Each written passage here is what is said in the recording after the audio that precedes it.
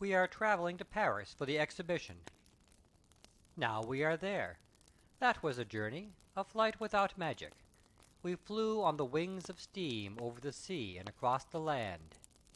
Yes, our time is the time of fairy tales. We are in the midst of Paris, in a great hotel. Blooming flowers ornament the staircases, and soft carpets the floors. Our room is a very cosy one, and through the open balcony door we have a view of a great square. Spring lives down there. It has come to Paris, and arrived at the same time with us. It has come in the shape of a glorious young chestnut tree, with delicate leaves, newly opened.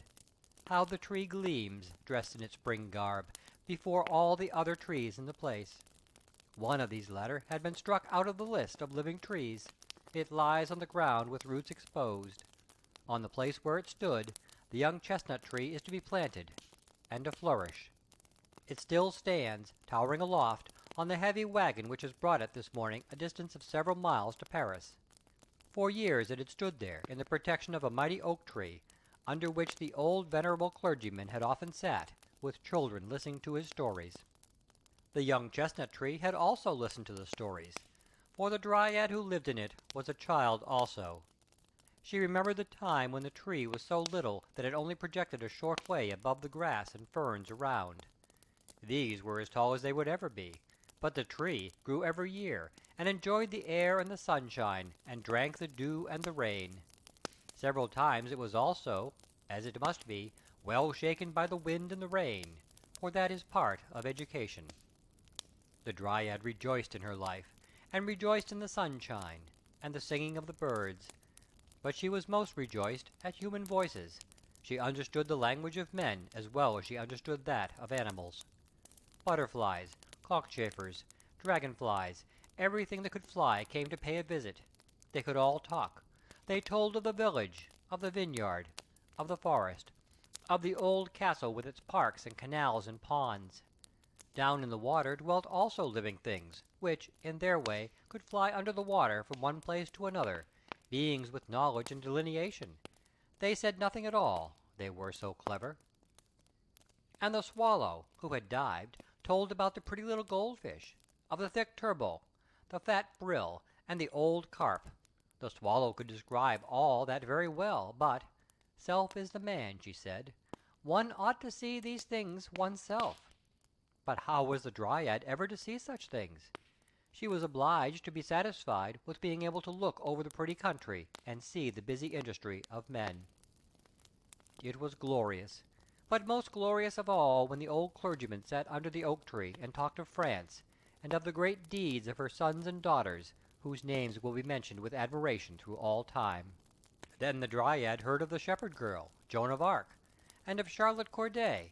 She heard about Henry the Fourth, and Napoleon the First. She heard names whose echoes sound in the hearts of the people. The village children listened attentively, and the Dryad no less attentively.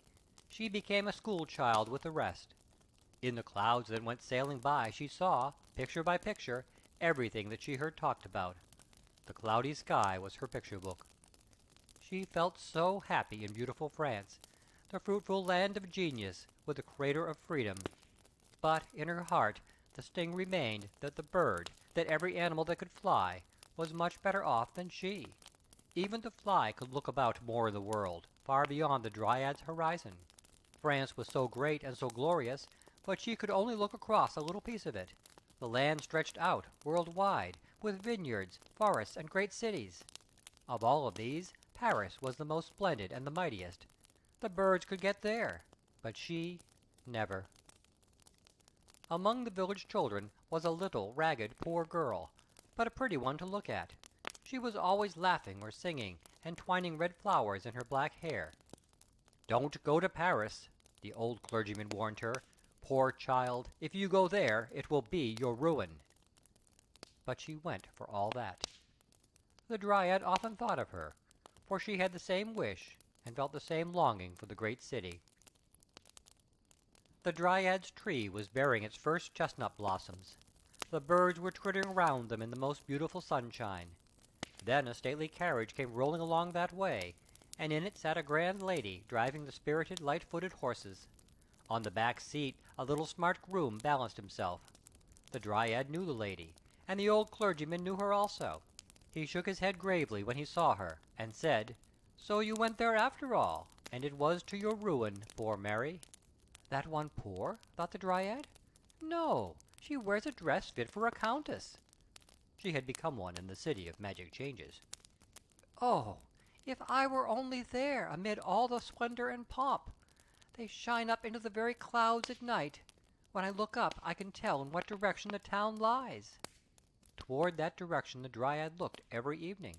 She saw in the dark night the gleaming cloud on the horizon. In the clear moonlight night she missed the sailing clouds, which showed her pictures of the city and pictures from history. The child grasps at the picture books, the Dryad grasps at the cloud world, her thought book. A sudden cloudless sky was for her a blank leaf, and for several days she had only had such leaves before her. It was in the warm summer time. Not a breeze moved through the glowing hot days. Every leaf, every flower, lay as if it were torpid, and the people seemed torpid too. Then the clouds arose and covered the region round about where the gleaming mist announced, "Here lies Paris."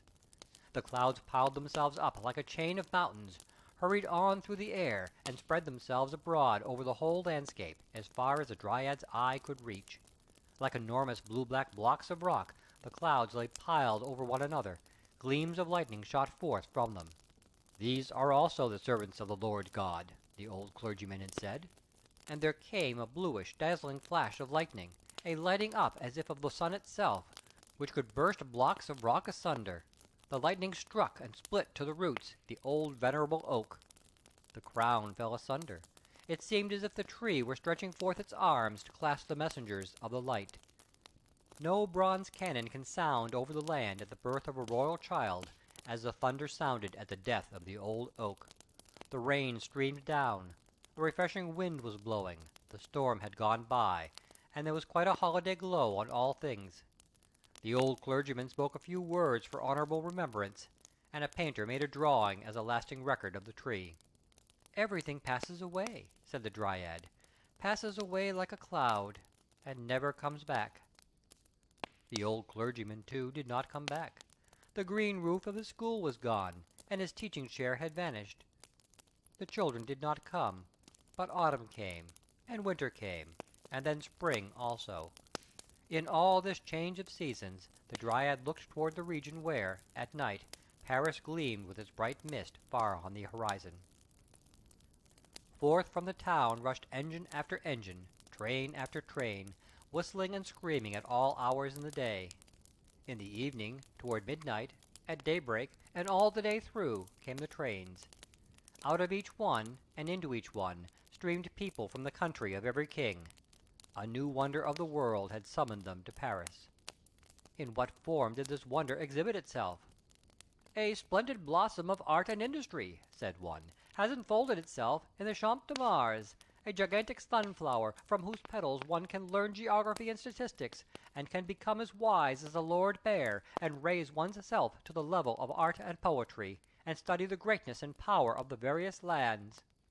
"A fairy tale flower," said another, "a many-colored lotus plant, which spreads out its green leaves like a velvet carpet over the sand. The opening spring has brought it forth, and summer will see it in all its splendor. The autumn winds will sweep it away, so that not a leaf, not a fragment of its roots, shall remain." In front of the military school extends in time of peace the arena of war, a field without a blade of grass, a piece of sandy steppe, as if cut out of the desert of Africa, where Fata Morgana displays her wondrous airy castles and hanging gardens. In the Champ de Mars, however, these were to be seen more splendid, more wonderful than in the East, for human art had converted the airy deceptive scenes into reality. "The Aladdin's palace of the present has been built," it was said. "Day by day, hour by hour, it unfolds more of its wonderful splendor. The endless halls shine in marble and many colors. Master Bloodless here moves his limbs of steel and iron in the great circular hall of machinery. Works of art in metal, in stone, in Gobelins tapestry announce the vitality of mind that is stirring in every land. Halls of paintings, splendor of flowers, Everything that mind and skill can create in the workshop of the artisan has been placed here for show. Even the memorials of ancient days, out of old graves and turf moors, have appeared at this general meeting. The overpowering great variegated whole must be divided into small portions, and pressed together like a plaything if it is to be understood and described. Like a great table on Christmas Eve, the Champ de Mars carried a wonder castle of industry and art, and around this knick-knacks from all countries had been ranged, knick-knacks on a grand scale, for every nation found some remembrance of home. Here stood the royal palace of Egypt, there the caravanserai of desert land. The Bedouin had quitted his sunny country, and hastened by on his camel. There stood the Russian stables, with the fiery, glorious horses of the steppe. There stood the simple straw-thatched dwelling of the Danish peasant, with a Dannebrog flag, next to Gustavus Vasa's wooden house from Dalarna, with its wonderful carvings. American huts, English cottages, French pavilions, kiosks, theatres, churches, all strewn around, and between them the fresh green turf, the clear springing water, blooming bushes, rare trees, hothouses, in which one might fancy oneself transported into the tropical forest, whole gardens brought from Damascus, and blooming under one roof. What colours! What fragrance! Artificial grottos surrounded bodies of fresh or salt water, and gave a glimpse into the empire of the fishes. The visitors seemed to wander at the bottom of the sea among fishes and polypi. All this, they said, the Champ de Mars offers. And around the great richly spread table the crowd of human beings moves like a busy swarm of ants, on foot or in little carriages, for not all feet are equal to such a fatiguing journey. Hither they swarm from morning till late in the evening. Steamer after steamer, crowded with people, glides down the Seine. The number of carriages is continually on the increase. The swarm of people on foot and on horseback grows more and more dense. Carriages and omnibuses are crowded, stuffed, and embroidered with people. All these tributary streams flow in one direction, toward the exhibition. On every entrance the flag of France is displayed. Around the world's bazaar wave the flags of all nations. There is a humming and a murmuring from the hall of the machines. From the towers the melody of the chimes is heard. With the tones of the organs in the churches mingle the hoarse nasal songs from the cafes of the East. It is a kingdom of Babel, a wonder of the world. In very truth it was. That's what all the reports said, and who did not hear them? The Dryad knew everything that is told here of the new wonder of the city of cities. "Fly away, ye birds, fly away to sea, and then come back and tell me," said the Dryad. The wish became an intense desire, became the one thought of a life.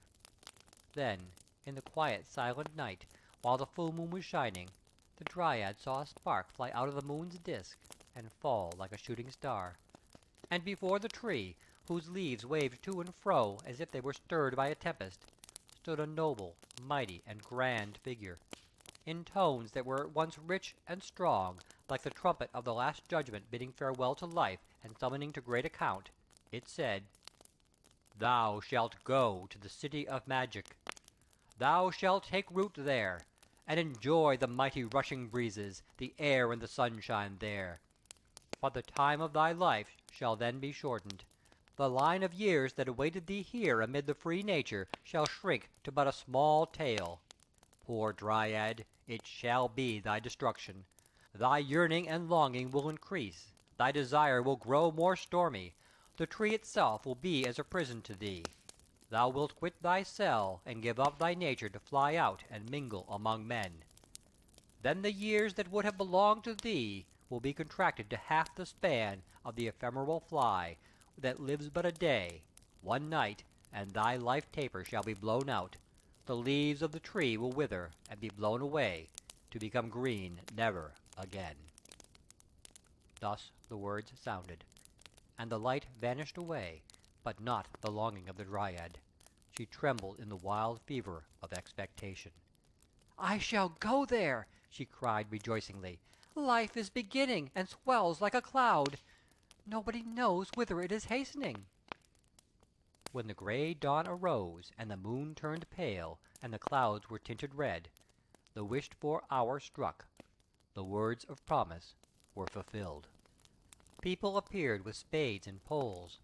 They dug round the roots of the tree, deeper and deeper, and beneath it a wagon was brought out, drawn by many horses, and the tree was lifted up, with its roots and the lumps of earth that adhered to them. Matting was placed round the roots as though the tree had its feet in a warm bag. And now the tree was lifted on the wagon and secured with chains. The journey began. The journey to Paris. There the tree was to grow as an ornament to the city of French glory. The twigs and the leaves of the chestnut tree trembled in the first moments of it being moved, and the Dryad trembled in the pleasurable feeling of expectation. Away, away, it sounded in every beat of her pulse. Away, away, sounded in words that flew trembling along. The Dryad forgot to bid farewell to the regions of home. She thought not of the waving grass, and of the innocent daisies, which had looked up to her as to a great lady, a young princess, playing at being a shepherdess out in the open air. The chestnut tree stood upon the wagon, and nodded his branches. Whether this meant farewell, or forward, the Dryad knew not. She dreamed only of the marvellous new things that seemed yet so familiar, and that were to unfold themselves before her. No child's heart rejoicing in innocence, no heart whose blood danced with passion, had set out on the journey to Paris, more full of expectations than she. Her farewell sounded in the words, "Away! Away!" The wheels turned. The distant approached, and the present vanished. The region was changed, even as the clouds change. New vineyards, forests, villages, villas appeared, came nearer, vanished. The chestnut tree moved forward, and the Dryad went with it. Steam engine after steam engine rushed past, sending up into the air vapory clouds that formed figures which told of Paris, whence they came and whither the Dryad was going. Everything around knew it, and must know whither she was bound. It seemed to her as if every tree she passed stretched out its leaves towards her, with the prayer, "Take me with you! Take me with you!" For every tree enclosed a longing Dryad. What changes during this flight! Houses seemed to be rising out of the earth, more and more, thicker and thicker. The chimneys rose like flower pots ranged side by side, or in rows one above the other, on the roofs. Great inscriptions in letters a yard long, and figures in various colors, covering the walls from cornice to basement, came brightly out. "Where does Paris begin? And when shall I be there?" asked the Dryad. The crowd of people grew. The tumult and the bustle increased. Carriage followed upon carriage. People on foot and people on horseback were mingled together. All around were shops on shops, music and song, crying and talking. The Dryad in her tree was now in the midst of Paris. The great heavy wagon all at once stopped on a little square planted with trees. The high houses around had all of them balconies to the windows, from which the inhabitants looked down upon the young fresh chestnut tree, which was coming to be planted here as a substitute for the dead tree that lay stretched on the ground. The passers-by stood still, and smiled in admiration of its pure vernal freshness. The older trees, whose buds were still closed, whispered with their waving branches, "Welcome, welcome." The fountain, throwing its jet of water high up in the air, to let it fall again in the wide stone basin, told the wind to sprinkle the newcomer with pearly drops, as if it wished to give him a refreshing draught to welcome him. The Dryad felt how her tree was being lifted from the wagon to be placed in the spot where it was to stand. The roots were covered with earth, and fresh turf was laid on top. Blooming shrubs and flowers in pots were ranged round, and thus a little garden arose in the square. The tree that had been killed by the fumes of gas, the steam of kitchens, and the bad air of the city, was put upon the wagon and driven away. The passers-by looked on. Children and old men sat upon the bench and looked at the green tree, and we, who are telling this story, stood upon a balcony and looked down upon the green spring sight that had been brought in from the fresh country air, and said, what the old clergyman would have said, "Poor Dryad." "I am happy! I am happy!" the Dryad cried, rejoicing. "And yet I cannot realize, cannot describe what I feel. Everything is as I fancied it, and yet as I did not fancy it. The houses stood there, so lofty, so close. The sunlight shone on only one of the walls, and that one was stuck over with bills and placards, before which the people stood still, and this made a crowd. Carriages rushed past, carriages rolled past, light ones and heavy ones mingled together. Omnibuses, those overcrowded moving houses, came rattling by. Horsemen galloped among them. Even carts and wagons asserted their rights. The Dryad asked herself if these high-grown houses, which stood so close around her, would not remove and take other shapes, like the clouds in the sky, and draw aside, so that she might cast a glance into Paris and over it. Notre Dame must show itself, the Vendome column, and the wondrous building which had called and was still calling so many strangers to the city. But the houses did not stir from their places. It was yet day when the lamps were lit. The gas jets gleamed from the shops, and shone even into the branches of the tree, so that it was like sunlight in summer. The stars above made their appearance, the same to which the Dryad had looked up in her home. She thought she felt a clear, pure stream of air which went forth from them. She felt herself lifted up and strengthened, and felt an increased power of seeing through every leaf and through every fibre of the root. Amid all the noise and the turmoil, the colours and the lights, she knew herself watched by mild eyes. From the side streets sounded the merry notes of fiddles and wind instruments. Up! To the dance! To the dance! To jollity and pleasure! That was their invitation. Such music it was that horses and carriages, trees and houses would have danced if they had known how. The charm of intoxicating delight filled the bosom of the Dryad. "How glorious! How splendid it is!" she cried rejoicingly. "Now I am in Paris!" The next day that dawned, the next night that fell, offered the same spectacle. Similar bustle, similar life. Changing, indeed, yet always the same. And thus it went on through the sequence of days. "Now I know every tree, every flower on the square here. I know every house, every balcony, every shop in this narrow cut-off corner, where I am denied the sight of this great mighty city. Where are the arches of triumph, the boulevards, the wondrous buildings of the world? I see nothing of all this. As if shut up in a cage, I stand among the high houses, which I now know by heart, with their inscriptions, signs, and placards. All the painted confectionery that is no longer to my taste. Where are all the things of which I heard, for which I longed, and for whose sake I wanted to come hither? What have I seized, found, won? I feel the same longing I felt before. I feel that there is a life I should wish to grasp and to experience. I must go out into the ranks of living men and mingle among them. I must fly about like a bird. I must see and feel and become human altogether. I must enjoy the one half day, instead of vegetating for years in everyday sameness and weariness, in which I become ill, and at last sink and disappear like the dew on the meadows. I will gleam like the cloud, gleam in the sunshine of life, look out over the whole like the cloud, and pass away like it. No one knoweth whither." Thus sighed the Dryad, and she prayed, "Take from me the years that were destined for me, and give me but half the life of the ephemeral fly. Deliver me from my prison. Give me human life, human happiness, only a short span, only the one night, if it cannot be otherwise, and then punish me for my wish to live, my longing for life. Strike me out of thy list. Let my shell, the fresh young tree, wither, or be hewn down, and burnt to ashes, and scattered to all the winds." A rustling went through the leaves of the tree. There was a trembling in each of the leaves. It seemed as if fire streamed through it. A gust of wind shook its green crown, and from the midst of that crown a female figure came forth. In the same moment she was sitting beneath the brightly illuminated leafy branches, young and beautiful to behold, like poor Mary, to whom the clergyman had said, "The great city will be thy destruction." The Dryad sat at the foot of the tree, at her house door, which she had locked and whose key had thrown away. So young, so fair, the stars saw her and blinked at her. The gaslights saw her and gleamed and beckoned to her. How delicate she was, and yet how blooming, a child, and yet a grown maiden. Her dress was fine as silk, green as the freshly opened leaves on the crown of the tree. In her nut-brown hair clung a half-opened chestnut blossom.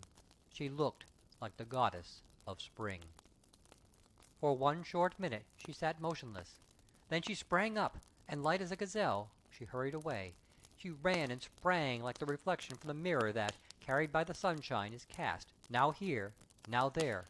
Could any one have followed her with his eyes, he would have seen how marvellously her dress and her form changed, according to the nature of the house or the place whose light happened to shine upon her. She reached the boulevards. Here a sea of light streamed forth from the gas flames of the lamps, the shops, and the cafes. Here stood in a row young and slender trees, each of which concealed its Dryad, and gave shade from the artificial sunlight. The whole vast pavement was one great festival hall, where covered tables stood laden with refreshments of all kinds, from champagne and chartreuse down to coffee and beer. Here was an exhibition of flowers, statues, books, and colored stuffs. From the crowd close by the lofty houses, she looked forth over the terrific stream beyond the rows of trees. Yonder heaved a stream of rolling carriages, cabriolets, coaches, omnibuses, cabs, and among them riding gentlemen and marching troops. To cross to the opposite shore was an undertaking fraught with danger to life and limb. Now lanterns shed their radiance abroad. Now the gas had the upper hand. Suddenly a rocket rises. Whence? Whither? Here are sounds of soft Italian melodies. Yonder Spanish songs are sung, accompanied by the rattle of the castanets. But strongest of all, and predominating over the rest, the street organ tunes of the moment, the exciting can-can music which Orpheus never knew, and which was never heard by the belle Helene. Even the barrow was tempted to hop upon one of his wheels. The Dryad danced, floated, flew, changing her color every moment like a humming-bird in the sunshine. Each house, with the world belonging to it, gave her its own reflections. As the glowing lotus flower, torn from its stem, is carried away by the stream, so the Dryad drifted along. Wherever she paused, she was another being, so that none was able to follow her, to recognize her, or to look more closely at her. Like cloud pictures, all things flew by her. She looked into 1,000 faces, but not one was familiar to her. She saw not a single form from home. 2 bright eyes had remained in her memory. She thought of Mary, poor Mary, the ragged Mary child, who wore the red flowers in her black hair. Mary was now here, in the world's city, rich and magnificent, as in that day when she drove past the house of the old clergyman, and past the tree of the Dryad, the old oak. Here she was certainly living in the deafening tumult. Perhaps she had just stepped out of one of the gorgeous carriages in waiting. Handsome equipages, with coachmen in gold braid and footmen in silken hose, drove up. The people who alighted from them were all richly dressed ladies. They went through the opened gate and ascended the broad staircase that led to a building resting on marble pillars. Was this building, perhaps, the wonder of the world? There Mary would certainly be found. Sancta Maria resounded from the interior. Incense floated through the lofty, painted, and gilded aisles, where a solemn twilight reigned. It was the church of the Madeleine. Clad in black garments of the most costly stuffs, fashioned according to the latest mode, the rich feminine world of Paris glided across the shining pavement. The crests of the proprietors were engraved on silver shields on the velvet-bound prayer books, and embroidered in the corners of perfumed handkerchiefs bordered with Brussels lace. A few of the ladies were kneeling in silent prayer before the altars, others resorted to the confessionals. Anxiety and fear took possession of the Dryad. She felt as if she had entered a place where she had no right to be. Here was the abode of silence, the hall of secrets. Everything was said in whispers. Every word was a mystery. The Dryad saw herself enveloped in lace and silk, like the woman of wealth and of high birth around her. Had, perhaps, every one of them a longing in her breast, like the Dryad? A deep, painful sigh was heard. Did it escape from some confessional in a distant corner, or from the bosom of the Dryad? She drew the veil closer around her. She breathed incense and not the fresh air. Here was not the abiding place of her longing. Away, away! A hastening without rest. The ephemeral fly knows not repose, for her existence is flight. She was out again among the gas candelabra, by a magnificent fountain. All its streaming waters are not able to wash out the innocent blood that was spilled here. Such were the words spoken. Strangers stood around, carrying on lively conversation, such as no one would have dared to carry on in the gorgeous hall of secrets whence the Dryad came. A heavy stone slab was turned and then lifted. She did not understand why. She saw an opening that led into the depths below. The strangers stepped down, leaving the starlight air and the cheerful life of the upper world behind them. "I am afraid," said one of the women who stood around, to her husband. "I cannot venture to go down, nor do I care for the wonders down yonder. You had better stay here with me." "Indeed, and travel home," said the man, "and quit Paris without having seen the most wonderful thing of all, the real wonder of the present period, created by the power and resolution of one man?" "I will not go down for all that," was the reply. The wonder of the present time, it had been called. The Dryad had heard and had understood it. The goal of her ardent longing had thus been reached, and here was the entrance to it. Down into the depths below Paris? She had not thought of such a thing, but now she heard it said, and saw the strangers descending, and went after them. The staircase was of cast iron, spiral, broad, and easy. Below there burned a lamp, and further down another. They stood in a labyrinth of endless halls and arched passages, all communicating with each other. All the streets and lanes of Paris were there to be seen again, as in a dim reflection. The names were painted up, and every house above had its number down here also, and struck its roots under the macadamized quays of a broad canal, in which the muddy water flowed onward. Over it the fresh streaming water was carried on arches, and quite at the top hung the tangled net of gas pipes and telegraph wires. In the distance lamps gleamed, like a reflection from the world city above. Every now and then a dull rumbling was heard. This came from the heavy wagons rolling over the entrance bridges. Whither had the Dryad come? You have, no doubt, heard of the catacombs? Now they are vanishing points in that new underground world, that wonder of the present day, the sewers of Paris. The Dryad was there, and not in the World's Exhibition in the Champ de Mars. She heard exclamations of wonder and admiration. "From here go forth health and life for thousands upon thousands up yonder. Our time is the time of progress, with its manifold blessings." Such was the opinion and the speech of men, but not of those creatures who had been born here, and who had built and dwelt here, of the rats, namely, who were squeaking to one another in the clefts of a crumbling wall, quite plainly, and in a way the Dryad understood well. A big old father rat, with his tail bitten off, was relieving his feelings in loud squeaks, and his family gave their tribute of concurrence to every word he said. "I am disgusting with this man mewing," he cried, "with these outbursts of ignorance. A fine, magnificent, truly, all made up of gas and petroleum. I can't eat such stuff as that. Everything here is so fine and bright now that one's ashamed of oneself, without exactly knowing why. Ah, if we only lived in the days of tallow candles! And it does not lie so very far behind us. That was a romantic time, as one may say." "What are you talking of there?" asked the Dryad. "I have never seen you before. What is it that you are talking about?" "Of the glorious days that are gone," said the Rat. "Of the happy time of our great-grandfathers and great-grandmothers. Then it was a great thing to get down here. That was a rat's nest quite different from Paris. Mother Plague used to live here then. She killed people, but never rats. Robbers and smugglers could breathe freely here. Here was the meeting place of the most interesting personages, whom one now only gets to see in the theatre, where they act melodrama up above. The time of romance is gone even in our rat's nest, and here also fresh air and petroleum have broken in." A carriage stopped, a kind of open omnibus drawn by swift horses. The company mounted and drove away along the Boulevard de Sebastopol, that is to say, the underground boulevard, over which the well-known crowded street of that name extended. The carriage disappeared in the twilight. The Dryad disappeared, lifted to the cheerful freshness above. Here, and not below in the vaulted passages filled with heavy air, the wonder work must be found which she was to seek in her short lifetime. It must gleam brighter than all the gas flames, stronger than the moon which was just gliding past. Yes, certainly, she saw it yonder in the distance. It gleamed before her, and twinkled and glittered like the evening star in the sky. She saw a glittering portal open, that led to a little garden, where all was brightness and dance music. Colored lamps surrounded little lakes, in which were water plants of colored metal, from whose flowers jets of water spurted up. Beautiful weeping willows, real products of spring, hung their fresh branches over these lakes like a fresh, green, transparent, and yet screening veil.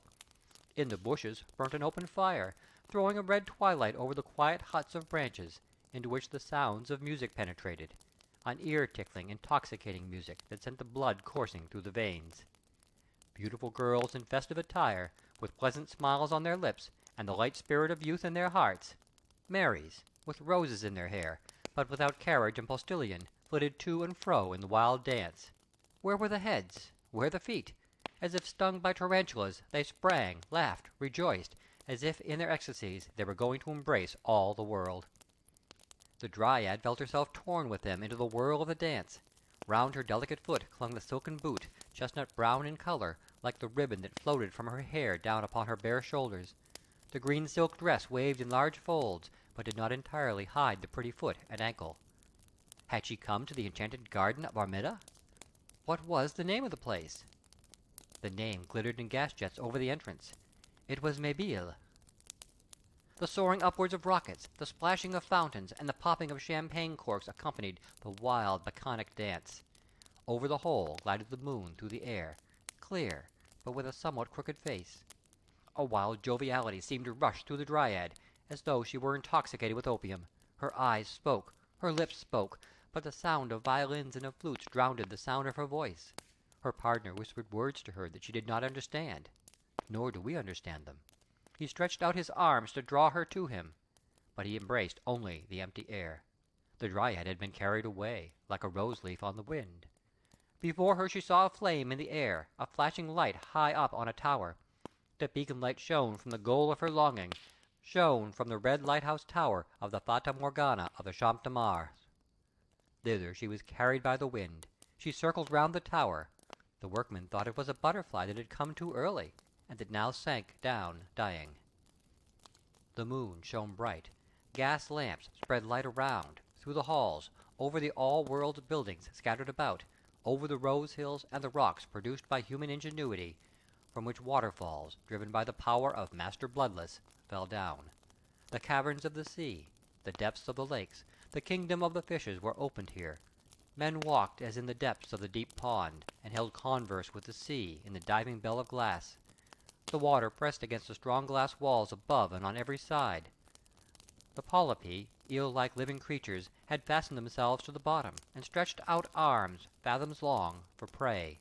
A big turbot was making himself broad in front, quietly enough, but not without casting some suspicious glances aside.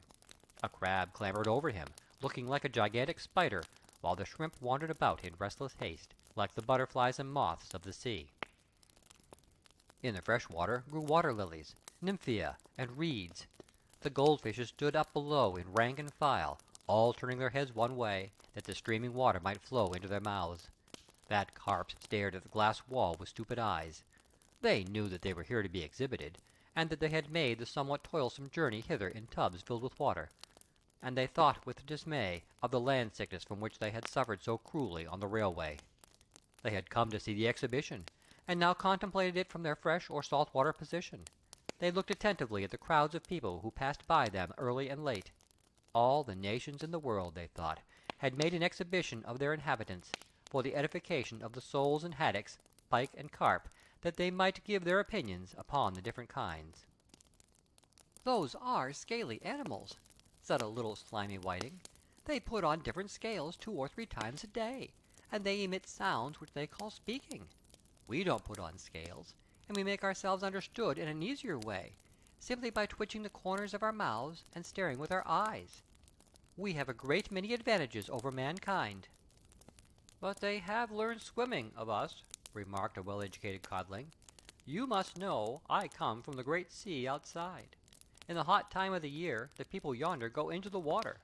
First they take off their scales, and then they swim. They have learned from the frogs to kick out with their hind legs, and row with their forepaws. But they cannot hold out long. They want to be like us, but they cannot come up to us. Poor people!" And the fishes stared. They thought that the whole swarm of people whom they had seen in the bright daylight were still moving around them. They were certain they still saw the same forms that had first caught their attention. A pretty barbel, with spotted skin and an enviable round back, declared that the human fry were still there. "I can see a well set up human figure quite well," said the barbel. "She was called Contumacious Lady, or something of that kind. She had a mouth and staring eyes like ours, and a great balloon at the back of her head, and something like a shut-up umbrella up front. There were a lot of dangling bits of seaweed hanging round her. She ought to take all that rubbish off, and go as we do. Then she would look something like a respectable marble, so far as it is possible for a human to look like one." "What became of that one whom they drew away with the hook? He sat on a wheel-chair, and had paper and pen and ink, and wrote down everything. They called him a writer." "They're going about with him still," said a hoary old maid of a carp, who carried her misfortune about with her, so that she was quite hoarse. In her youth she had once swallowed a hook, and still swam patiently about with it in her gullet. "A writer? That means, as we fishes describe it, a kind of cuttle or ink-fish among men."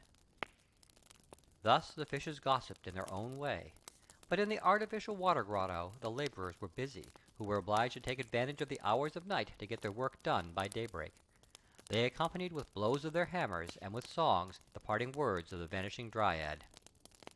"So at any rate I have seen you, you pretty goldfishes," she said. "Yes, I know you." And she waved her hand to them. "I have known about you a long time in my home. The swallows told me about you. How beautiful you are! How delicate and shining! I should like to kiss every one of you. You others also. I know you all. But you do not know me." The fishes stared out into the twilight. They did not understand a word of it. The Dryad was there no longer. She had been a long time in the open air, where the different countries—the country of black bread, the codfish coast, the kingdom of Russia leather, and the banks of eau de Cologne, and the gardens of rose oil—exhaled their perfumes from the world wonder flower. When, after a night at a ball, we drive home half asleep and half awake, the melodies still sound plainly in our ears. We hear them, and could sing them all from memory. When the eye of the murdered man closes, the picture of what it saw last clings to it for a time like a photographic picture. So it was likewise here. The bustling life of day had not yet disappeared in the quiet night. The Dryad had seen it. She knew. Thus it will be repeated tomorrow. The Dryad stood among the fragrant roses, and thought she knew them, and had seen them in her own house. She also saw red pomegranate flowers, like those that little Mary had worn in her dark hair. Remembrances from the home of her childhood flashed through her thoughts. Her eyes eagerly drank in the prospect around, and feverish restlessness chased her through the wonder-filled halls. A weariness that increased continually took possession of her. She felt a longing to rest on the soft oriental carpets within, or to lean against the weeping willow without by the clear water. But for the ephemeral fly there was no rest. In a few moments the day had completed its circle. Her thoughts trembled. Her limbs trembled. She sank down on the grass by the bubbling water. "Thou wilt ever spring living from the earth," she said mournfully. "Moisten my tongue. Bring me a refreshing draught." "I am no living water," was the answer. "I only spring upward when the machine wills it." "Give me something of thy freshness, thou green grass," implored the Dryad. "Give me one of thy fragrant flowers." "We must die if we are torn from our stalks," replied the flowers and the grass. "Give me a kiss, thou fresh stream of air, only a single life kiss." "Soon the sun will kiss the clouds red," answered the wind. "Then thou wilt be among the dead, blown away, as all the splendor here will be blown away before the year shall have ended. Then I can play again with the light loose sand on the place here, and whirl the dust over the land and through the air. All is dust." The Dryad felt a terror, like a woman who has cut asunder her pulse artery in the bath, but is filled again with the love of life even while she is bleeding to death. She raised herself, tottered forward a few steps, and sank down again at the entrance to a little church. The gate stood open, lights were burning upon the altar, and the organ sounded. What music! Such notes the Dryad had never yet heard. And yet it seemed to her as if she recognized a number of well-known voices among them. They came deep from the heart of all creation. She thought she heard the stories of the old clergymen, of great deeds, and of the celebrated names, and of the gifts that the creatures of God must bestow upon posterity if they would live on in the world.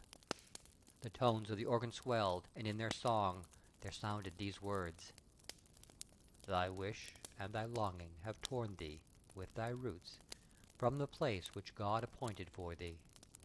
That was thy destruction, thou poor Dryad. The notes became soft and gentle, and seemed to die away in a wail. In the sky the clouds showed themselves with a ruddy gleam. The wind sighed. Pass away, ye dead. Now the sun is going to rise. The first ray fell on the Dryad.